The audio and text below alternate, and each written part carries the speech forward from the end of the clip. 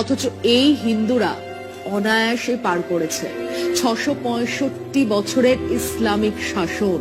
ভারতবর্ষের এই বিশাল এলাকাতে কটা মন্দির ভাঙার ইতিহাস পাওয়া যায়? 665 বছরে কেউ যদি চাইতো তাহলে কি এই ভূখণ্ডে একজনও হিন্দু অবশিষ্ট থাকতো? ইতিহাসের রাজা, সম্রাট, নবাব, সুলতানদের লড়াই হিন্দু মুসলমান দেখি হয়নি। তাদের যুদ্ধ হয়েছে পররাজ্য গ্রাস করার জন্য, সম্পদ আহরণ করার জন্য, আর কোনো কারণ ছিল না। কিন্তু যে ঘটনাগুলোকে আজ এত দিন পরে তুলে ধরছে আরএসএস বিজেপি, তা দিয়ে তারা বোঝানোর চেষ্টা করছে কেবল মুসলমান রাজারা হিন্দুদের ওপর অত্যাচার করত। আচ্ছা, আসুন তাহলে আরেকটা তথ্যও দেওয়া যাক।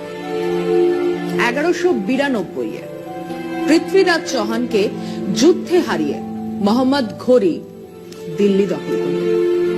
এরপর 1857 সিপাহী বিদ্রোহের পর ব্রিটিশরা আসে। 665 বছর ধরে চলেছিল বিভিন্ন বংশের হলেও ইসলামিক শাসন। হ্যাঁ, 665 বছর। মানে সম্রাট বা নবাব বা সুলতানের ধর্ম ছিল মুসলমান, এবং এই যে বিজেপি রোজ বলে যায় মুসলমানরা আর 50 বছরে সংখ্যাগরিষ্ঠ হয়ে উঠবে, যদিও এখনো তারা ওই 15%ই দাঁড়িয়ে। গত 6 বছর বিজেপির শাসনে সব থেকে বেশি যে কথা তারা বোঝাবার চেষ্টা করেছে তা হলো হিন্দু খতরে মে হ্যায়। অথচ এই হিন্দুরা অনায়াসে পার করেছে 665 বছরের ইসলামিক শাসন। ভারতবর্ষের এই বিশাল এলাকাতে কটা মন্দির ভাঙার ইতিহাস পাওয়া যায়? 665 বছরে কেউ যদি চাইতো তাহলে কি এই ভূখণ্ডে একজনও হিন্দু অবশিষ্ট থাকতো? কোথাও কেউ কোনো ধার্মিক অত্যাচার করেনি, কোনো মন্দির ভাঙেনি। আলবাত অত্যাচার হয়েছে, ধর্মীয় কারণেও অত্যাচার হয়েছে, আলবাত মন্দির ভাঙা হয়েছে, কিন্তু তা ছিল না সারা দেশের, সারা সমাজের কথা। আর সব রাজা, সব সম্রাট, সব নবাব, সব সুলতানরাও একইভাবে ভাঙার কাজ করে গেছেন তাও নয়। ধরুন অরঙ্গজেবের কথা, যে কথা বিজেপি আরএসএস সব থেকে বেশি বলে। আসুন দেখা যাক সত্যিটা কি। অরঙ্গজেব নাকি কাশী বিশ্বনাথের মন্দির ভেঙেছিলেন, ঠিকই বলছে। অরঙ্গজেবের ধর্মীয় অসহিষ্ণুতা ছিল, কিন্তু উনি আবার কামাখ্যা মন্দিরের জন্য জমি দান করেন, উজ্জয়িনীর মহাকাল মন্দিরের জন্য জমি দান করেছিলেন, বৃন্দাবনের কৃষ্ণ মন্দিরের জন্য জমি দান করেছিলেন।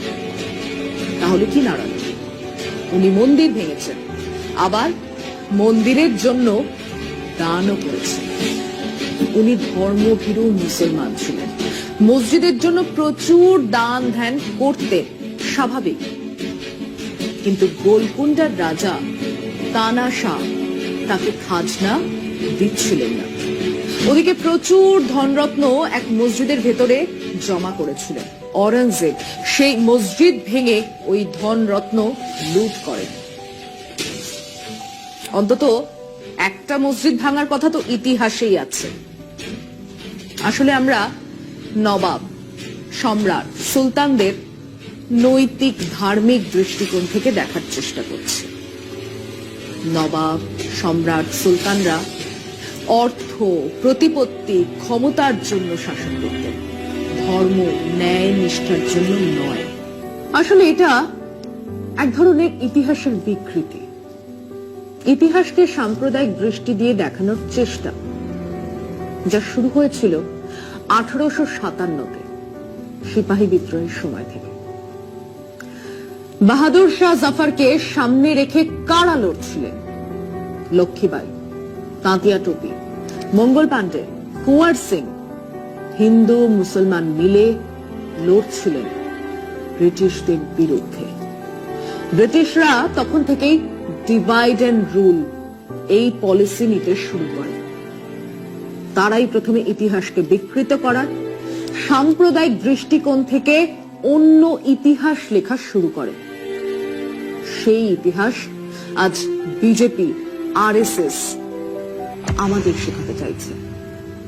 এটাই সত্যি।